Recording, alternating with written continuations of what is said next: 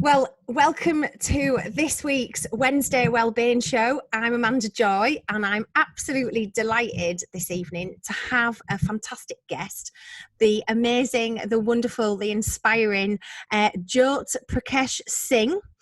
Welcome to the Wednesday Wellbeing Show, Jote. Thank you so much for coming on. Thanks for having me. It's great to be here. Let me tell my listeners a little bit about you, because you did come on the Tuesday Vibes show a little while ago, and wow, what an incredible conversation we had. It was so lovely to have you on.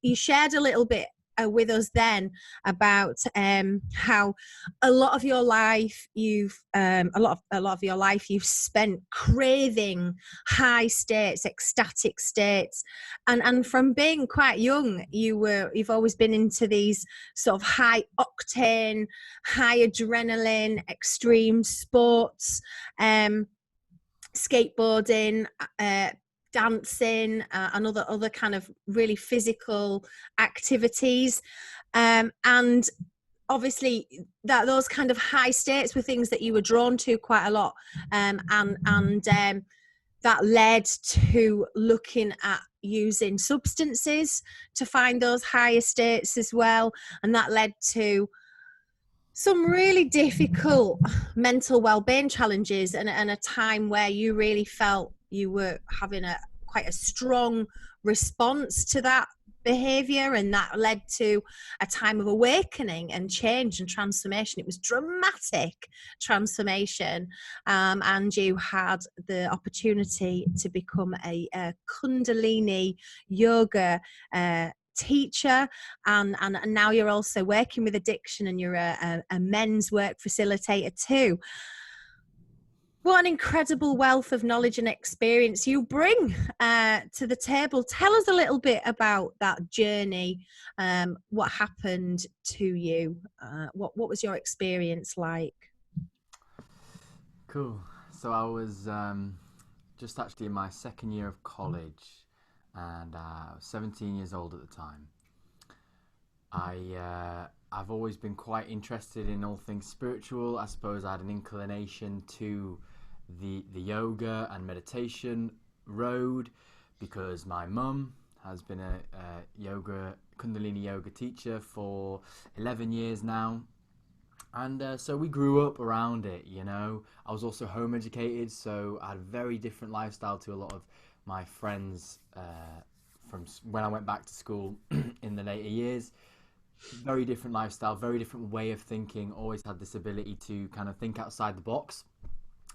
And I suppose I now understand that as having this inclination for more spiritual aspects, and to access and engage with these spiritual realms, and a more open-minded way of thinking.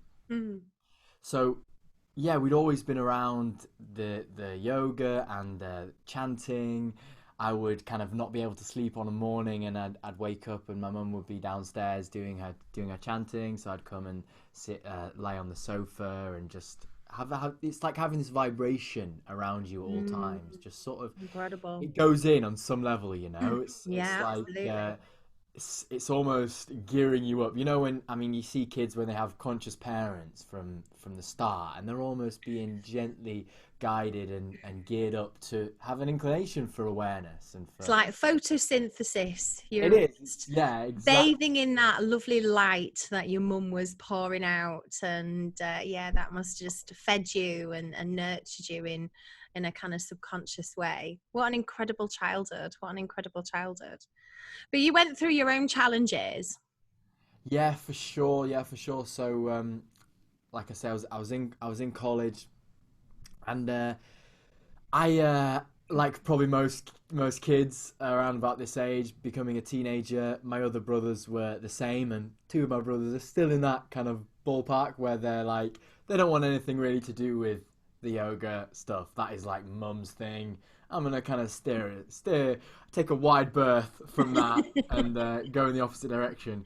So I had that same inclination for a long time as well, and kept on trying to find this heightened state of awareness, this sense of being connected to something something.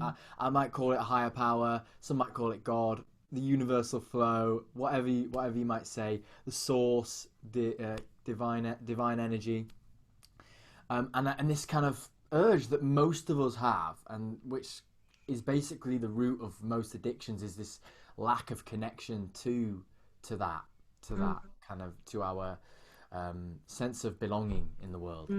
So there was this sense of feeling a bit out of place, and always being different to my friends, and that was kind of picked up on, scrutinized a little bit throughout my school years, quite a lot. We can go into that more later on, but as I grew up and then into college, I did have friends, but then there was this, for me, I ended up turning to drugs because there was a lack of self-confidence there. There was anxiety there about expressing myself. And, what I would do is have a drink or smoke, and the anxiety would fall away for a night, and I'd be able to really express myself. So we had this thing, and before I was called Jote Prakash, for a bit of background, a bit of context, I was Tom Libby, and then changing my name has been part of this awakening, actually, to take on a spiritual name. It's a big sort of moment where you just say to yourself, I am now living by this new way of being, and take on this name to signify that. Yeah, I can relate to that in a different way, but my name is Amanda Joy, and that's the name that my mother gave me and my father gave me when I was born. I've always been Amanda Joy, but for many, many years, I just hated the name Amanda Joy. I was like, Amanda Joy to me sounded like a cowgirl, an American cowgirl. Hey, giddy up, Amanda Joy. I can't do an American accent, that's terrible. But it felt cheesy, and it felt like, I don't know, I just didn't seem to fit with me at all. So I just insisted everybody called me Amanda, which then kind of like throughout the course of my partying days and drinking and smoking and doing all those kind of like destructive things, it got smaller and smaller and smaller until I just became Manda. And it was almost like this, I couldn't, I was so uncomfortable in my own skin, I was so uncomfortable being myself, that I just kind of like, it was almost like an example of how small I wanted to be in the world, was by my name, kind of shrinking my name all the way down. And I went through a process of really beautiful healing and therapy work, and decided that, my name is Amanda Joy, and Amanda means loving and giving, and joy is kind of who I am anyway. I'm quite a jolly person. Sure. And I thought, I thought you chose that yourself. I was chosen. My parents chose it for me, and so well. And I just thought, what? I need to be me. I need to just feel really comfortable being me. And that's what I worked on. I worked on just being me, and really feeling comfortable with that. And now I always introduce myself as Amanda Joy, which is a big long mouthful, but I love it. So is that your first I am name? now. Is that your first name, Amanda Joy? Yeah. Your first name? Wow. Yeah.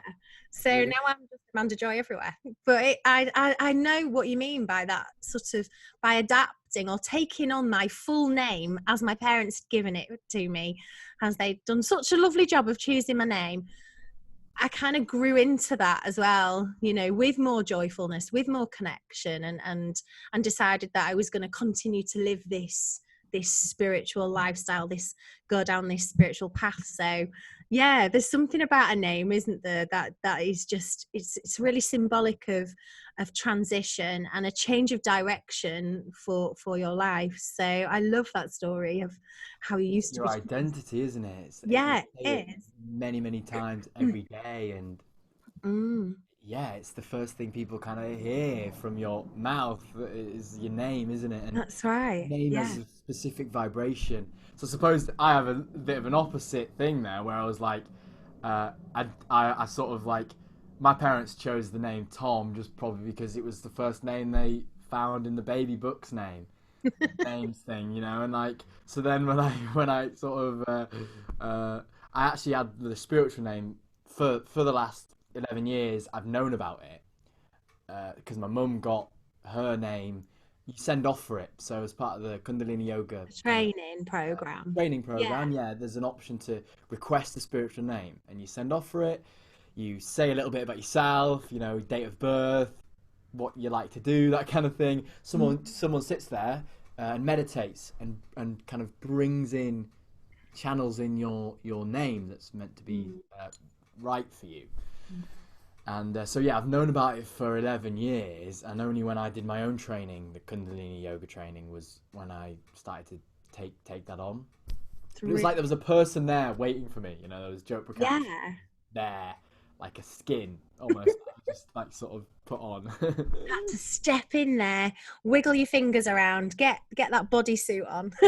Yeah, well, it took a bit of time, because I had that, like you, this, like, it's long, and Jote Prakash is my first name, and then Singh is the second name, so it's like I go, and some people say Jote, and that's totally fine, obviously. I don't attack anyone for it, but then I often am spending time saying, actually, it's Jote Prakash, you know, it's like and it's about that vibration, and I like, I want to use that full name, you know, give it that space, give it that time, because it means something to me. And it's what you place, it's what the value you place onto it is what makes it something. And this sacredness is you bringing your will and taking something and investing in it and making it feel worthwhile. And that's what makes something sacred. Anything can be sacred, you know. And so if you treat your name as sacred, no matter what it is, it will be so. I love that. Absolutely love that. So before you took on the name Jote Prakash and kind of stepped into this new identity, you were struggling at college, you were using substances, and you got to a point where you hit a wall, you got to the end of that. What happened? What was that kind of rude awakening, if you like? What was that like for you? Yeah, rude and quick and intense, but so I was I'd spend time going and finding alcohol and drugs and things like that helped me step out of my head enough. I'm a Virgo, so I'm very like over analytical. Analytical. Yeah, I'm so like just if I let my mind go untamed, then I just won't do anything, because I'm like 1,000 different things, like lines of energy all going off all at once. Yeah. So for me, I'm see like an image of your head with all these like all these lines. Pew, pew, pew, pew, pew, pew, pew. Yeah, that's totally what it feels like. Yeah.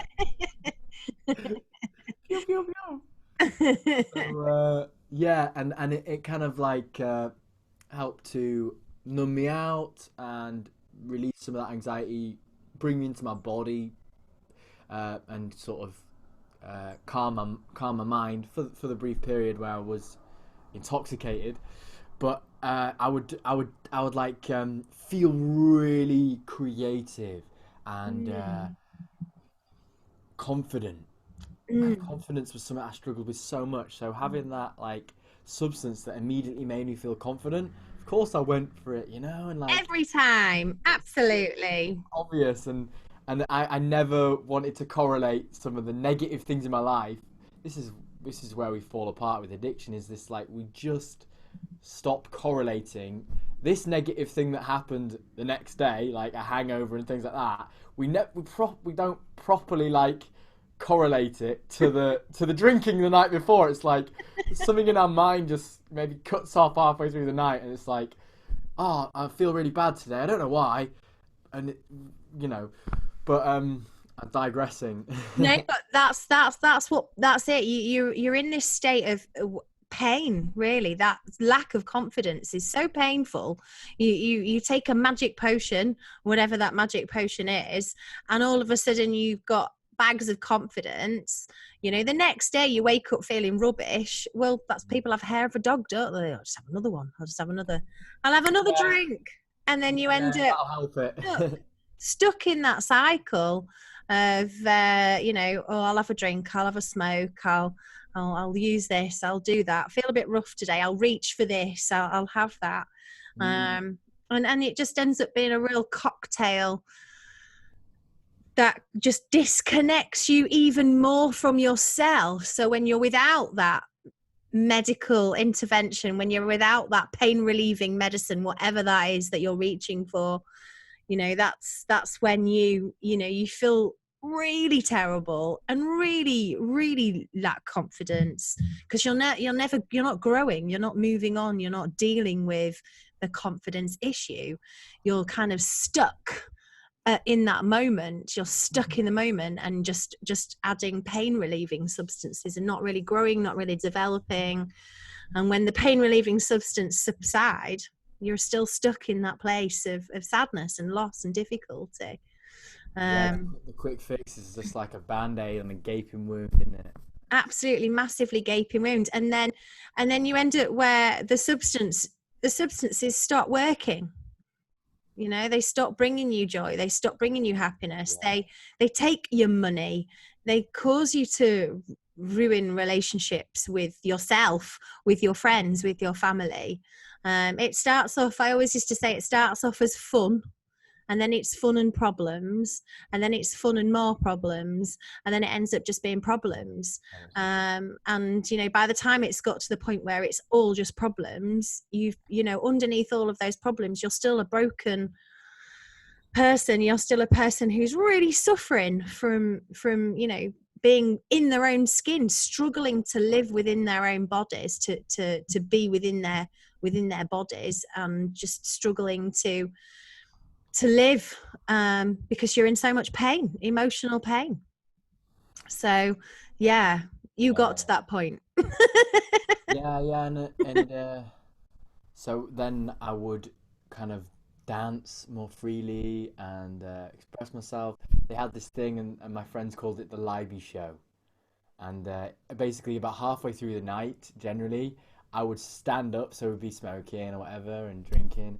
And halfway through the night, I would just stand up, and usually people would be quite lethargic at that time, you know, and a bit kind of out of it. But for me, it like just gave me like loads of energy, you know. And so I'd stand up and start dancing around, totally like with no ball, doing like voices and accents and impressions, and just like a little show that my mates would just be sort of like totally on the floor.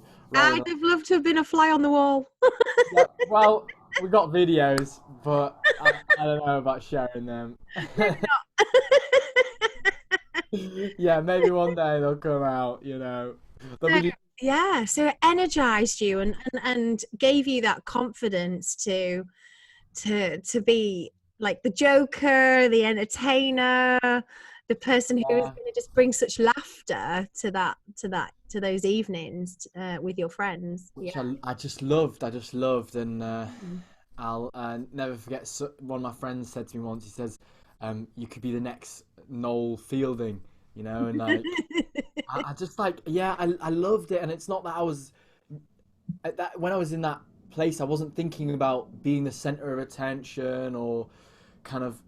It didn't feel like it was coming from my ego in those moments. There's been times in my life where it probably has, but in those really sweet, pure moments where I was just getting up and just expressing myself, who I am and who I could be, it was just this like, I just loved making people laugh. And I once was talking to an American guy who was speaking on his recovery, and he said that he would have these moments a bit like that. He called them his sweet spot. They were like a sweet spot where you were perfectly like off your head, in a perfect state of drunkenness, a perfect state of high, a perfect state of whatever it is.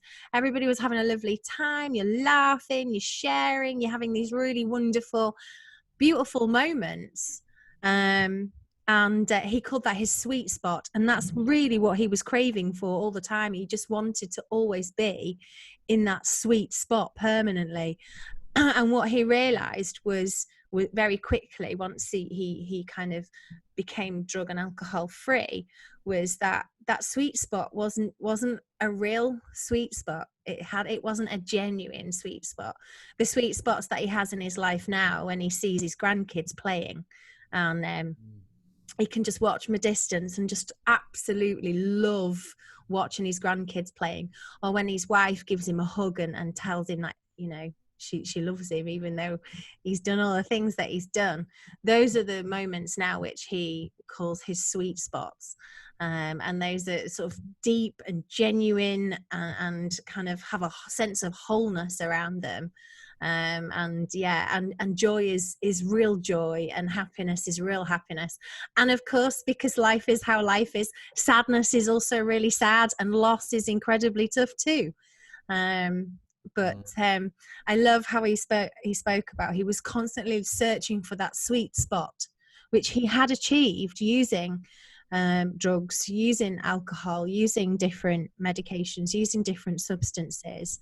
But those sweet spots kind of got shorter and more difficult to attain, and were not real. They weren't genuine experiences either. So yeah, I totally get that idea of that sweet spot moment.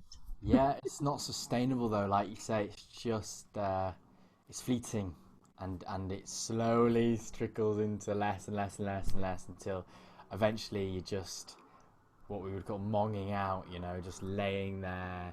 And sometimes so this is what happened, you know, after a while, there was that kind of like the initial joy and the initial excitement of it all. And then I noticed, and I guess this is what really set me apart from other people, like some of my friends who are maybe still in that same place, still trying to fill that void with substances.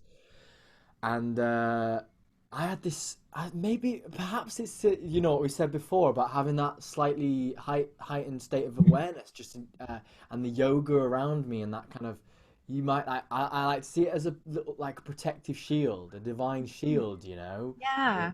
The mantras that were played around me when I was younger, and having that yoga, doing bits and pieces, being home educated, all these little things add up to allow me those moments of like introspection. And sometimes it would happen midway through the night, so I'd be there sitting and just listening to this. We'd put mixes on, and it was the same sort of sound tunes just over and over again, with no, you know, there was no substance there. We weren't actually having.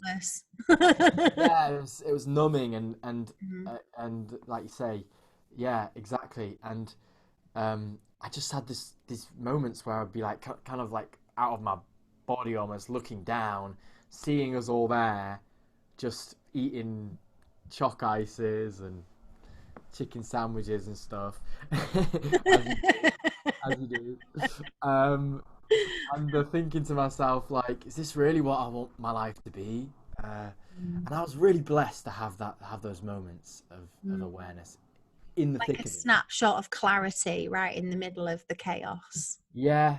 And Russell Brand describes it great. He says he's had a similar thing midway through using on heroin, and he just felt like he was out of his body, saw himself and saw this chaos around him. And he's having this little dialogue with himself saying, well, you've really messed it up this time. You know, not much you can do now, so you might as well go back in and finish the job. And that's sort of what it was like for a while, you know. I see it happening, I'd be unable to stop myself, and then I'll just, okay, back in and finish up, because that's all I know. So you broke away from that kind of a lifestyle and got into Kundalini Yoga. Tell me a little bit about Kundalini Yoga. How is it different from other yoga practices? And tell me, what did you gain from doing it? Obviously, you were brought up with it, but what's your personal experience of practicing Kundalini Yoga as well? Yeah, well, I suppose maybe I could say a bit about like what broke me away from that. Yeah, go on. That's the most interesting probably thing that's the more happened in this sort of 2 weeks of my life than a lot of the rest of my life, actually. And basically I call it the big trip. And and I'd started taking a bit more marijuana and things like that, and just doing it every week. It was getting a bit more consistent. It was getting more like an actual problem, like you say, fun with problems, and then suddenly it was just problems, and I wasn't really getting much out of it. And it was actually the first time I did it at college. So I was, people used to go under this little bridge, and it was the first time I ever did it in a public domain.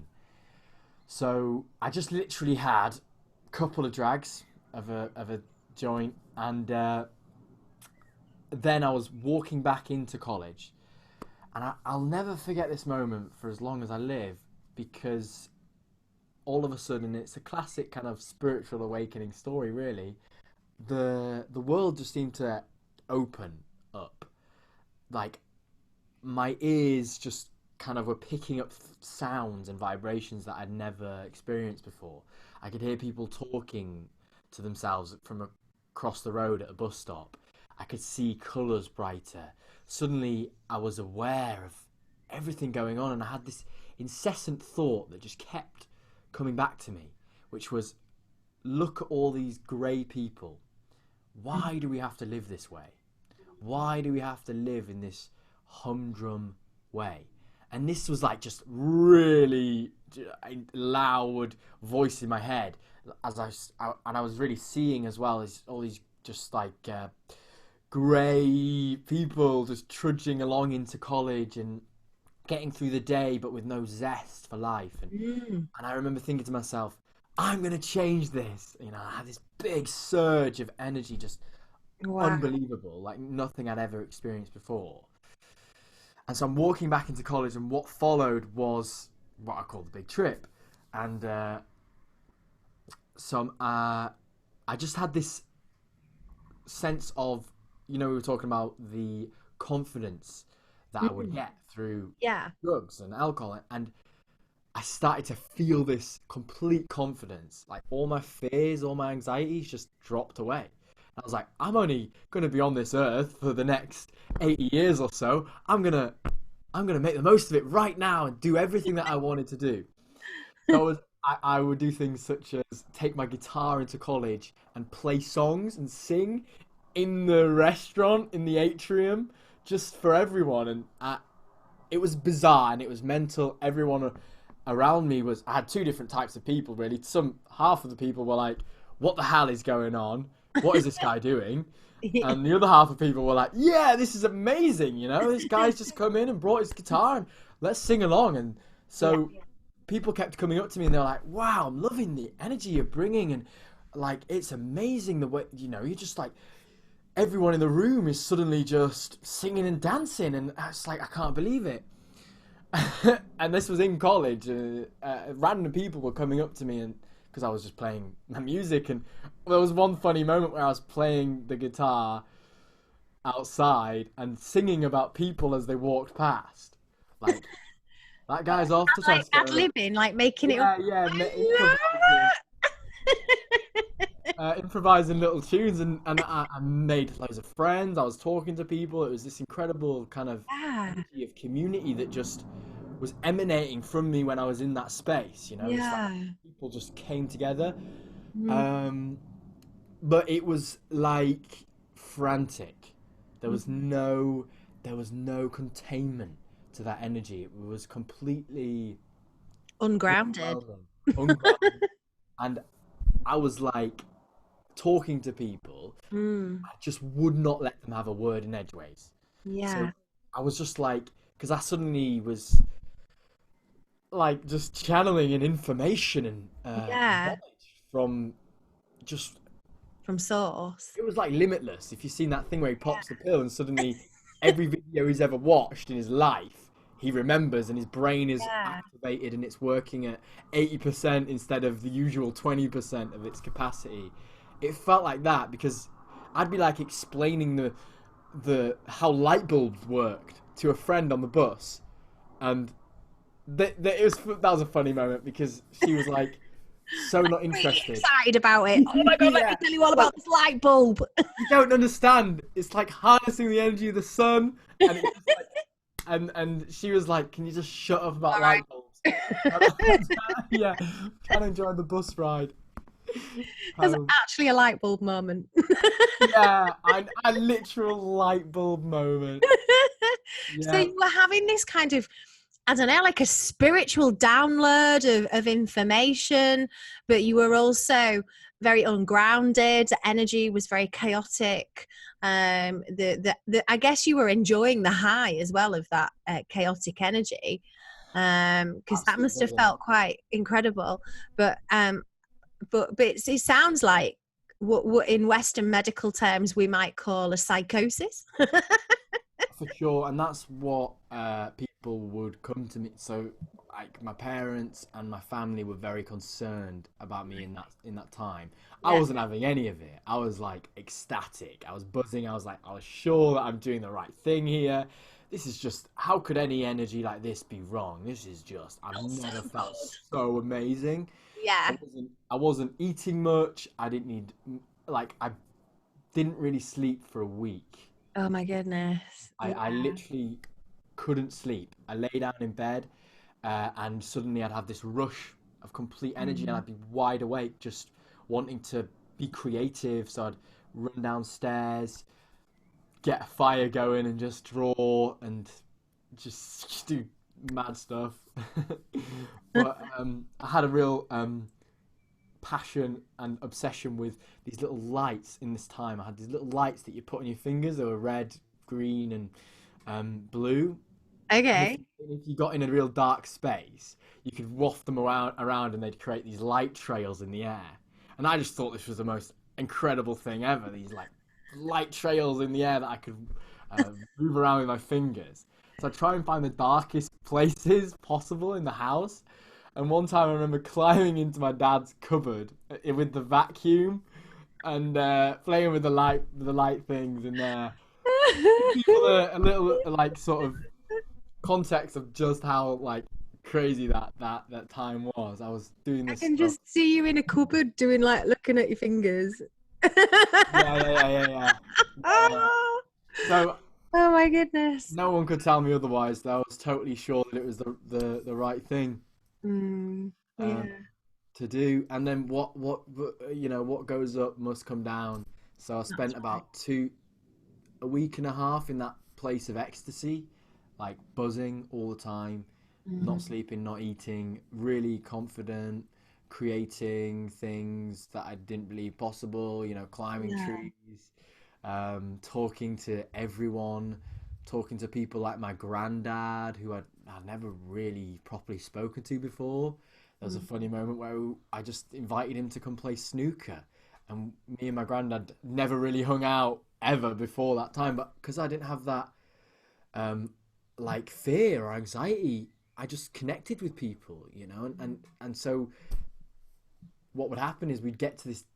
It was like taking people into a new space, and yeah, if they engaged with you, they'd come with you, which was good and bad because what happened was people around me started to, osmosis, where your energy is transferred in a room. So if you're yeah. feeling anxious, then that can spread throughout a room pretty quick. But also, Mm. if you're feeling ecstatic, that also spreads pretty quick. Yeah, it's like when you're in a room and somebody yawns, everybody starts to yawn, don't they? It's Uh-huh. that kind of contagious, and everyone in the room experiencing something similar and heading in that same direction. Yeah, exactly. And so people around me were getting a little bit of a similar sort of like energy and Mm. not enjoying it. That was No, like a too much and little bit wild, a little bit overwhelming. too wild and over. Yeah.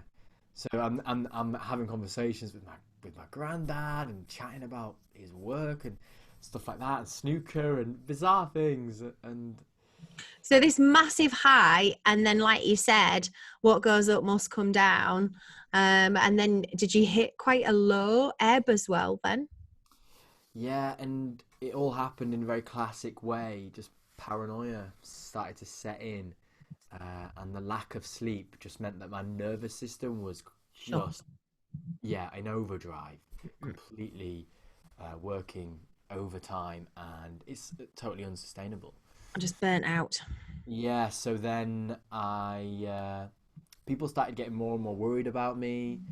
Then I would have not nice evenings where it was like, oh great. At first it was, oh great, I can't sleep. There's so many wonderful things to do in the world. I better get on with it all. And then it was like, actually, I can't sleep. You know, I've actually lost. I can't sleep, and every time I lie down, I'm wide awake, Oh my God. like a lightning bolt has just shot through me. And Yeah. I remember reading once, and this is why I really recommend never Google your symptoms, because I was like, what's wrong with me? You know, like my head's really hurting and stuff like that. And then Google said, oh, it could be a brain hemorrhage. Yeah. Oh, And great. then I was like, a brain hemorrhage? I'm gonna die. You know, I was like, I had this like thing. I was That thought and like, that fear. yeah, yeah. And I just really, really thought that I actually completely believed that I was gonna die. And Yeah. there Yeah. was times where I'd go to, because I was very lucky, I was very blessed. We were actually going on holiday to Scotland, and so my mum took me to Scotland with the family, and I had a week in Scotland, and this was like rehab, where I was able to walk on beaches in my bare feet, just lots of grounding things. Because Yeah, exactly. to look at it in Reconnect with the earth. yeah, and to look at it in spiritual terms, what happened was uh, a rush of energy and a Kundalini awakening, that energy Mm. rising too quickly Mm. and blowing up my upper chakras, this like Yeah. crown chakra, this spiritual connection had opened too fast, Mm. and my nervous system wasn't prepared, wasn't ready for that to happen. Amazing. All from two drags of weed. Yeah, I mean, you're probably already on your way there, and that just tipped you over the edge. But so you had this amazing healing time with surrounded by lovely family members who loved you and helped guide you and ground you. And then you got into Kundalini yoga. Yeah. So it was actually pretty soon after Scotland and getting that nourishment, and then making my way out of it and just really grounding, and lots of great things like garlic on the feet, baths. I did some Kundalini yoga in Scotland and things like that. Wearing a head wrap, actually, wearing a for people who, because I think a lot of people experience this when we're working with energy, experience this sensation of too much too soon, and the headiness of it all and Mm. ground. So that's why we wear a turban in Kundalini yoga. We're working with that energy, and it helps to contain the energy in the head, in the crown, and creates a bit of gentle pressure around the cranial bones, just to ease and soothe the nervous system as we work with that. Oh, I had no idea that was why you wore it. That's really interesting. Yeah, lots of little things like that that I've Yeah. picking up, like beating your heels with your fist. There's so many wonderful things that are really important to do if you're starting on a spiritual path, to keep yourself down to earth. So Mm. yeah, that process of coming down to earth, and it actually is. It's although it's like a process, but it was all one moment. And I remember me driving to this castle in Scotland. It was like a week into our trip, and I was in my auntie's car, and a song came on that I loved. And what happened to me throughout Scotland was, because the nervous system had been shot, Yeah. basically turned into a zombie and Yeah. became this like walking shell. I couldn't really eat properly. I was just really paranoid. I had Struggling to to get communicate. people to help me upstairs into bed because the Yeah. stairs were too much for me to handle. And gravity, I remember one time falling on my hands and knees because gravity just became really heavy all of a sudden. And it was intense. And it was all one moment, and this song came on, and I remember saying, it was a really emotional moment. I just said to my auntie, "I'm back. I feel like me again. Like I feel like I'm okay." Back in my body. Yeah. And then, like you say, I came back home, and I wanted to learn how to get to that place again, but in a more grounded and consistent way, because the energy I felt was not fake. It was there. It was energy. It was just ungrounded and too much for me. So then it was like strengthen your vessel to be able to contain that energy, and that's what Kundalini Yoga is really about. That's what it does. It works a lot on the physical body and the nervous system, so that because when I say energy, it's like the nerves fire like quickly, more quickly than usual, and that's what gives us this flow state kind of experience of joy and knowledge that we couldn't quite have understood before. You know, like in Limitless, that thing of the brain starts to work on better. More parts of the brain is being fired, but to have that strong body to contain that energy was key. And so I actually got gifted the opportunity, and I wasn't really planning on starting Kundalini Yoga. I was still very much like, well, you know, it's Mum's thing and I'll try and find something of my own. But we started the Rising Dawn Sanctuary, a holistic centre, and we started the teacher training course and got a couple of free places. And my mum came to me and was like, do you want to do this course, you know? And I was like, all right. Really young. I felt really young and like, oh, I don't know, I don't want to grow up too quickly and get all pious. But I just went for it, and that's where it started, really. Amazing. So tell me a little bit about the difference between Kundalini Yoga and other forms of yoga. We use a lot more of the ancient practices. It's sometimes described as a bit of an amalgamation of a lot of other yogas. So they call it a Raj Yoga, which is like a royal yoga, and that almost means like it's a quite comprehensive practice. So you're getting mantra chanting in there, which is quite unusual, I think, for a lot of yogic practices. And sometimes if yoga has dissolved into some of the yoga that is practiced in gyms nowadays, where it's all tight pants and being as flexible as possible, you know, and chanting can seem really far out for a lot of people. Yes, I can imagine. But that's really where the power is, guys. Like, it's this it's just so, when you get into that mantra and you're just repeating the same words, these sacred mantras, each meaning a different thing, repeating them. And in Kundalini Yoga, what makes it different, what makes it so powerful, is you're utilizing all these different aspects. So you've got mantra, then you'll also be doing a physical movement.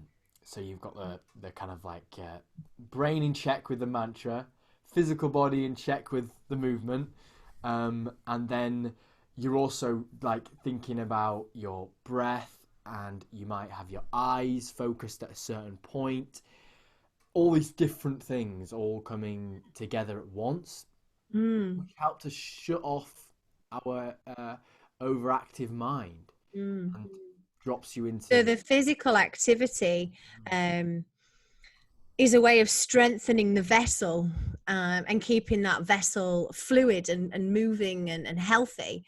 But for me, the mantra is like a pathway or a roadmap, and it kind of guides your brain. I've just recently started doing some mantra meditation myself, and and I can feel my awareness when I'm meditating. Sometimes I'll be like, ooh, I wonder what I'm going to have for tea tonight. Come back to the moment. Oh, I wonder where I'm going, you know, and a bit like what you were saying earlier, but maybe not quite so intense. I've got these like ping, ping thoughts firing off all over. And it sometimes takes me quite a while to kind of like just bring my focus to whatever it is I'm meditating on, whatever the object is. And what I love about the mantra is it kind of just, it's like I've got in a sports car of meditation, and the mantra seems to just take me to that place where my my awareness, my focus, and my attention is all in that one space.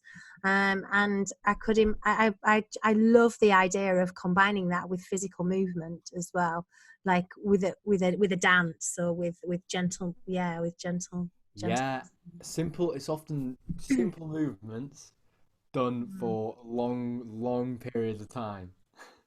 So you might be holding your arms up for 11 minutes and doing a breath thing or doing a mantra. That's I incredible. mean, sometimes a lot longer than that actually. Uh, and that's because it's everyone can do it, Mm.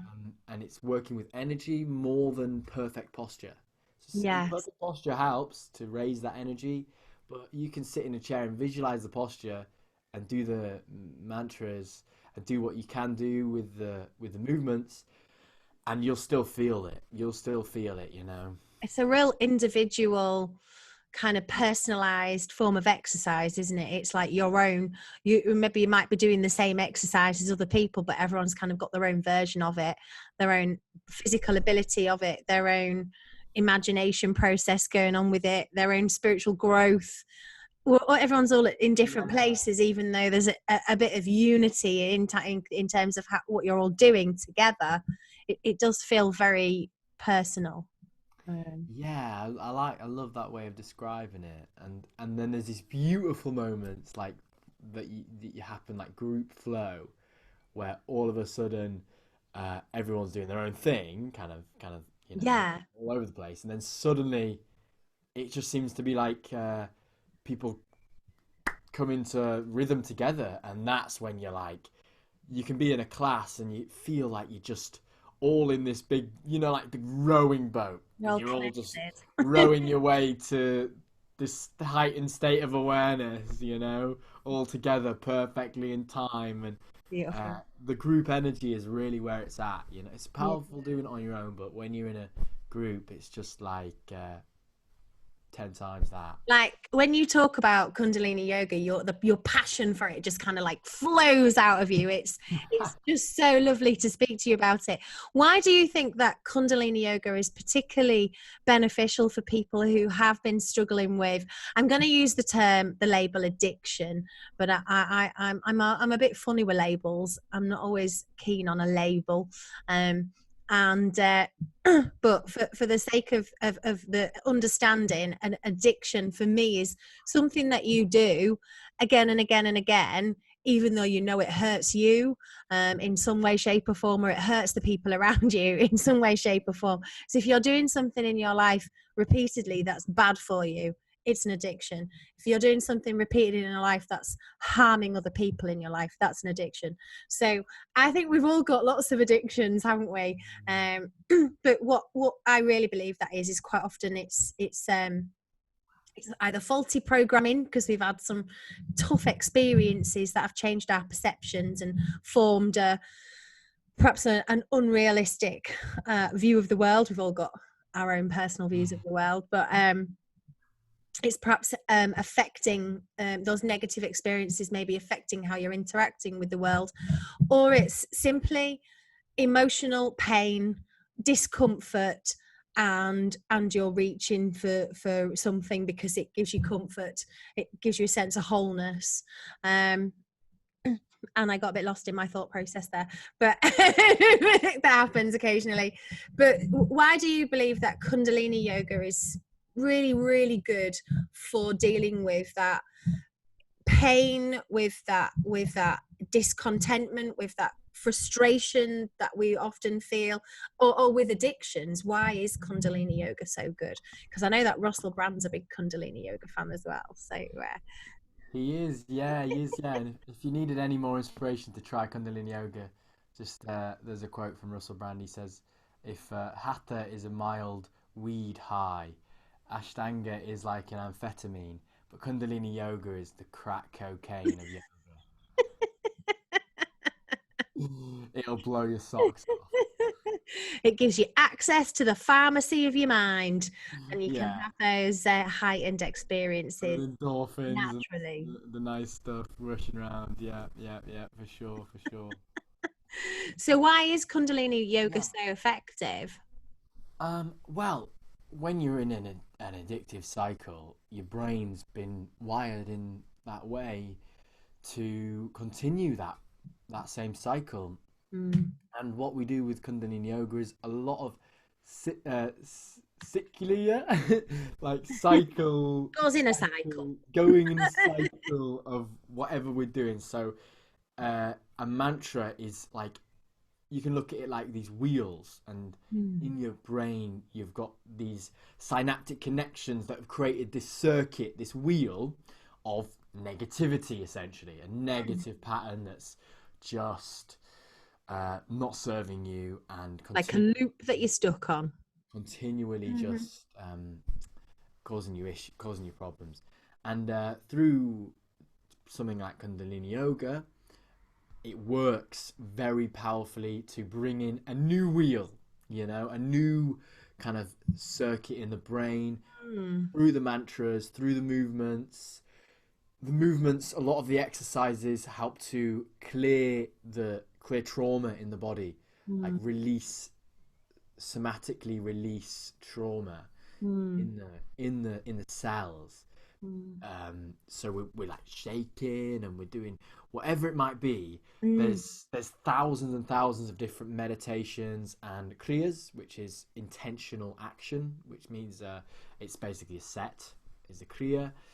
And there's just a wealth of different kriyas, and like the app store, there's an app for everything. There's a kriya for everything, and you'll find ones for depression, for for anxiety, for releasing fear, for sadness. And a lot of this is how do you say that word? Kriyas or clears? Kriya. So the kriyas, is this like that kind of magic breath work stuff? A lot of it's about breathing. Is that right? A lot of it, loads of pranayama, breathing, breath work, and there's a ton of different breaths. I read something about Kundalini Yoga, that within the Kundalini Yoga practice, there's literally a way to breathe, or a way to move, or a mantra, or a combination of all three that could pretty much have a healing impact on just about anything. And I was like, wow, heal yourself. That's what I love about it, because breathing and movement. I think that's another, that's like brought my awareness to another real kind of thing that helps people with addictions. Is you come to something like Kundalini Yoga, and it's creating the same heightened state of awareness that you might get through drugs. Actually, it was brought to America in 1969 from India. Kundalini Yoga was a practice in India, but it was because it was a Kriya Yoga. You had to have a guru. You had to have been a disciple for 10 years, do various other hatha yoga practices and physical practices before you were given Kundalini. And this is because it was deemed as very dangerous, and it had to be done in this specific way. And a lot of people weren't doing it in this specific way. So a lot of people would have Kundalini psychosis, which is kind of what I experienced and talked about a bit before. Because on that big trip, I was doing Kundalini Yoga, and that's kind of what I just randomly do it with Mum, and that's what kept me in that high state. So if it's done in that way, it can cause obviously more issues than it's. It can cause more issues and perpetuate these cycles. Well, I guess you're replacing one high for another high, and you're not really dealing with the reason why you're craving the high. Well, this is it. And also, it's like, that's a really important thing to do as well, because this lack of connection is the reason why we turn to addiction. And if you find it in what you need to do is find it in a consistent way you can do every day. And so Kundalini Yoga is pretty guaranteed to give you that high if you really commit to it and get yourself in the position, the breath work, the movement, the mantras. It's a science, and it'll give you that experience of endorphins rushing around, connection to something outside of yourself, to a higher power, if you like, and then that what I notice, I run addiction courses, and what I never say to people is quit. Don't bother quitting. Don't bother going cold turkey. Don't try and attack the addiction head on and make it a war. Like, I'm not fighting against my beer bottle. The beer bottle is an inanimate object. It's what I'm doing to the beer bottle by putting it in my, by drinking it is where the issue is. Yeah. So I just say, commit to the yoga, commit to the meditation. And there's a bunch of different meditations specifically for addictions. Amazing. In Kundalini. And once people do that and they align to that practice, consistent practice and committed practice, which is creating the high internally. So where you get a problem is when you're relying on external stimuli to give you the high. With yoga and meditation, you're generating it yourself, and it starts from the ground up. So, so it's almost like when you've got the drug high, it's almost like an empty high. Energy's all up here, but there's no grounded, there's all yang but no yin, if you like. It's like it's all the top half, but no kind of substance, no earthiness, no real connection. Whereas when you get those natural highs, there's so much more, it's a more wholesome, nourishing high, isn't it? As opposed to a rattly, shaky, drug-induced high. It's a natural, beautiful, wholesome high that can feed your body, feed your mind, and direct you into more positive avenues in your life. I absolutely love it. Tell us a little bit more about your program that you run, because I know it's a lot. There's a lot of Kundalini and a lot of meditation involved, but you are quite strongly influenced by the 12-step program. If people don't know what that is, you may have heard of like Alcoholics Anonymous, Narcotics Anonymous, Overeaters Anonymous. Those anonymous kind of groups, they work on what they call a 12-step program, and people find it incredibly helpful to support them into what they would call recovery and sobriety, sober living, what I would call drug and alcohol free living, or choosing to be free, from the prison cell that you often has the key on the inside, doesn't it? The key's there, you just have to get out yourself. But yeah, tell us a little bit about this incredible program that you've put together. Yeah, so what I've done is I've combined the 12-step program, and what I'm doing is it's online. I do a Kundalini Yoga class, a full workshop, 12 of them, each based around one of the steps. And I love it. This is the juicy stuff, and I'm sorry if I'm getting a little bit excited. Oh no, I love it. Talking too much. So I don't know if it's been done before, but they blend so beautifully together. This process of having the physical yoga to look at go through the 12 steps, and I've had some amazing feedback from people saying someone came on the course to simply work on not eating sugar and kind of like overeating Kit Kats and things like that. And she became a vegan by the end of it, and is eating really clean, and has been eating really clean since. And she was like absolutely astounded that it had that profound effect, such a profound effect so quickly. So we do it. It's a 40-day course, because they say it takes 40 days to break a habit. Well, it's 21 to break an old, isn't it? And 21 to establish a new. So it's about 40 days more or less. Yeah, cool. Yeah, that's yeah. So that's it's not a small commitment though, and if you want a quick fix, it's not for you. It's like you've got to do the classes. It's really hard work in the classes. Some people quit, some people don't make it through, and that's okay, and that's just how it is. But the people that did make it to the end all very systematically had a really profound journey, and it's what they brought to it. It's the energy they brought to it. So it's the same with me when I first started the Kundalini. It's a practice in its own right. It's like a beautiful pool. It's pure and the teachings work, but you have to, like, build up the power, the strength to dive in, and it's cold and it might be a bit uncomfortable, but if you can manage to overcome that, you're swimming. Yeah. Amazing. I mean, if you are in a place where you are really struggling with an addiction, you can feel trapped and locked and isolated, and drugs and alcohol seem to be substances that work in such a way that they want you alone, isolated, and then maybe even and dead. Alone, or isolated, and dead. That's kind of where drugs and alcohol can take you. Some people can all their lives just have a little dabble and enjoy it as a social thing, but many people can't.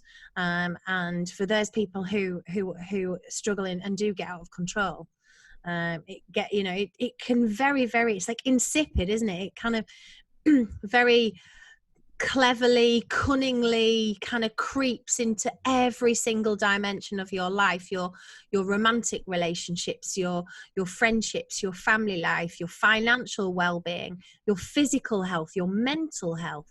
There isn't really any area of your life that isn't affected by that kind of behavior.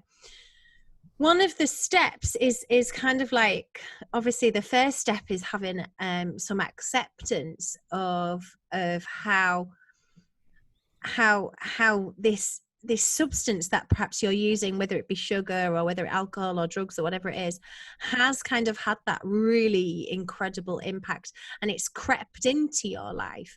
How does that work alongside the Kundalini, the idea of acceptance, the idea of acknowledging a disease idea of addiction being, something that almost you can't control because you've got some kind of a genetic predisposition to being an addict, or an idea of an allergy to something that overstimulates you and gives you this sense of connection, this sense of peace, this sense of confidence, this sense of, I don't know, I can get on the dance floor and have a dance now because I had a few drinks, whereas beforehand I couldn't. It kind of takes away fear and all sorts of stuff. What's the connection between the yoga and that kind of first step? So the first step is we have admitted our lives have become, we are powerless over our addictions, and our lives have become unmanageable as a byproduct of that. And the first step, the antidote for this kind of feeling of powerlessness and admittance and acceptance, is awareness. And Kundalini Yoga is known as yoga of awareness. So it's simply saying to yourself, and this step can be done by just saying, nodding your head and going, yeah, okay, I don't have power anymore, I realize that I literally cannot stop myself using my own willpower, using the programs and the things that I've amassed over the years to try and take control of my life. Absolutely. I need to recognize right now that that's not working. That's just, I cannot stop myself from having that drink on a night, or going to the cupboard in the middle of the day and chowing down on some chocolate, whatever it might be that is causing us pain. And that's, so it's bringing that awareness in, and we meditate, we explore within, and we need to release the shame of admitting that we've lost our power. To the power of the addiction. And that the yoga is really great for that. It really gives you a sense of empowerment. That's how it feels when you're saying that.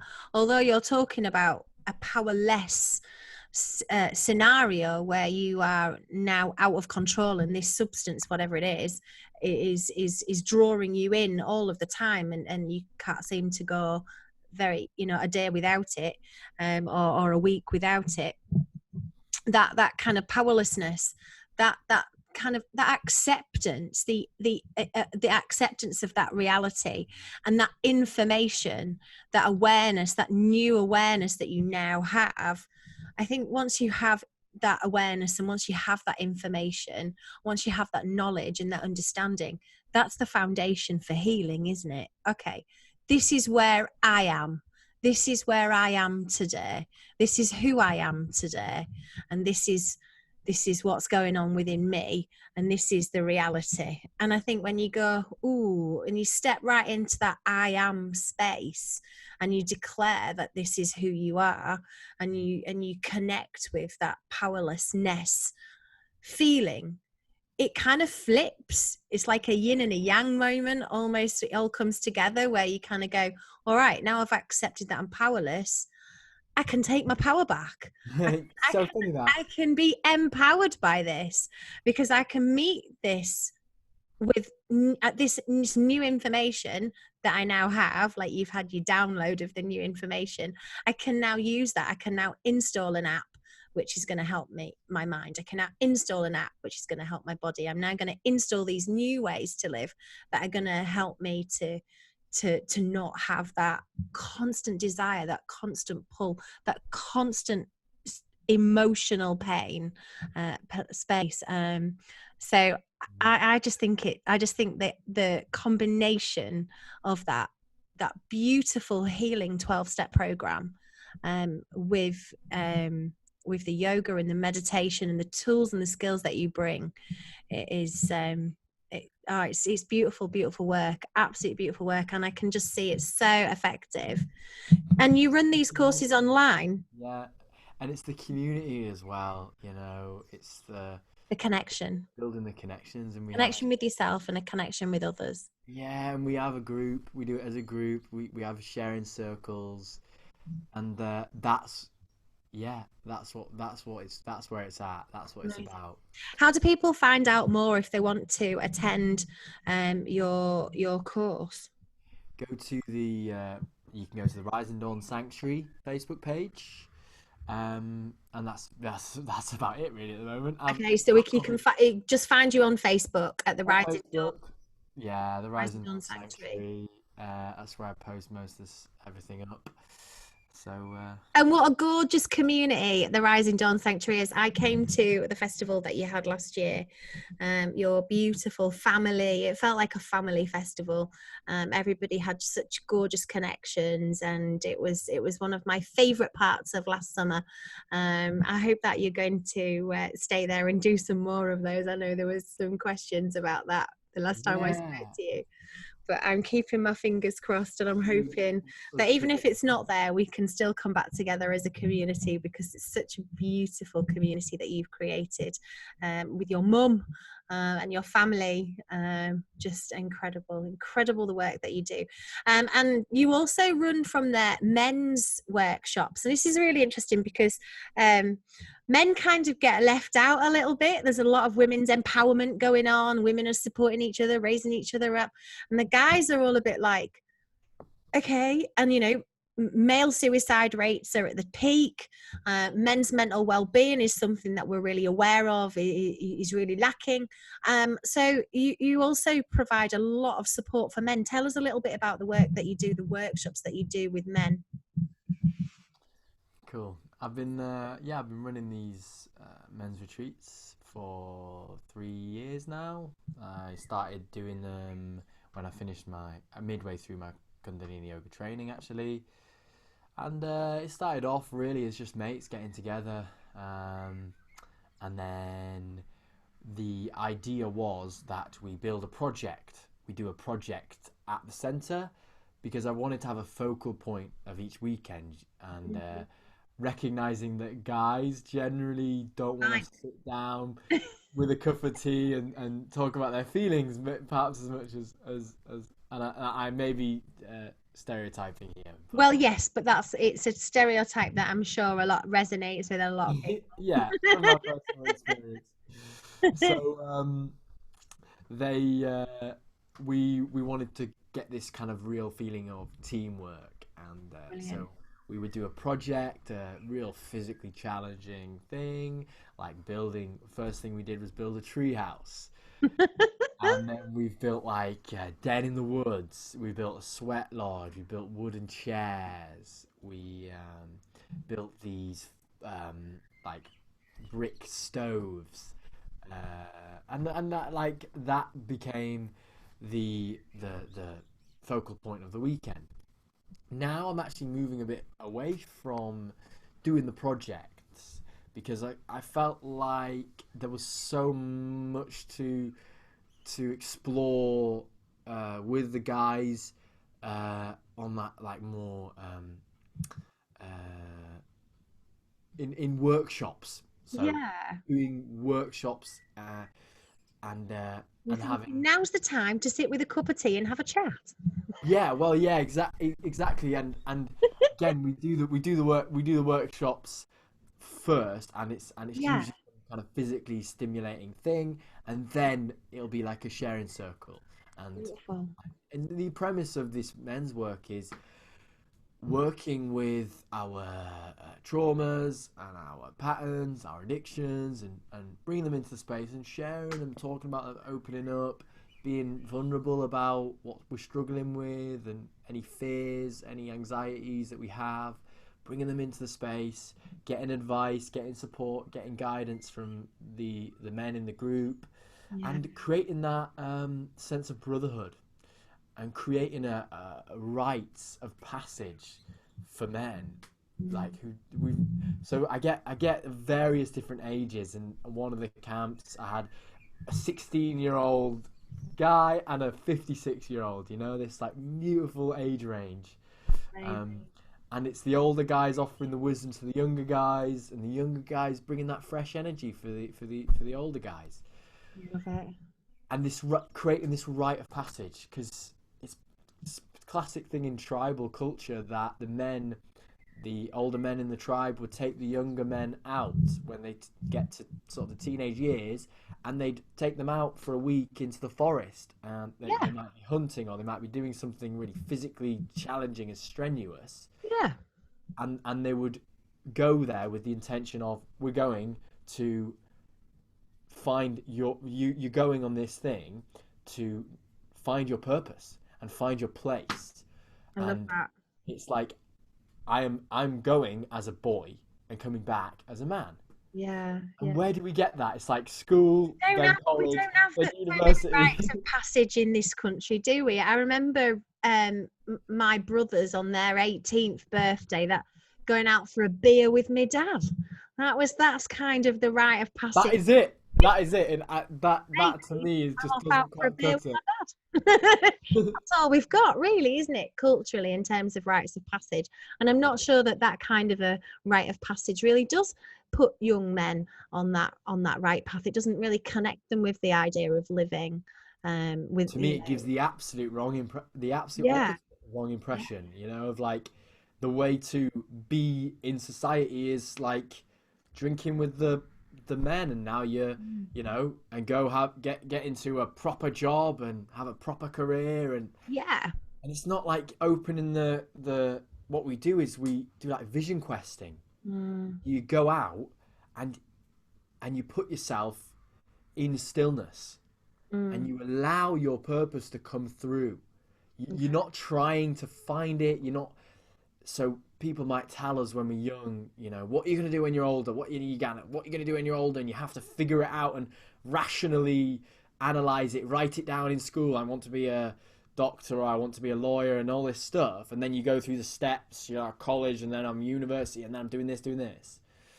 And it can just create this perpetual cycle of dissatisfaction, lack of purpose, and lack of meaning in life. So the vision quest is there to just totally be still, and they say it's to allow spirit to flow into you and guide you into what is your mission, what is your actual purpose here on the earth. What's your soul purpose? What's your dharma? What are you called here to do? It's so beautiful. Jote Prakash, whenever I speak to you, I'm always left with such warm feelings. Your passion for what you do is incredible. The work that you do is beautiful, and I'm so very, very grateful that you've come on the Wednesday Wellbeing show this week. Thank you so much. Thank you so much.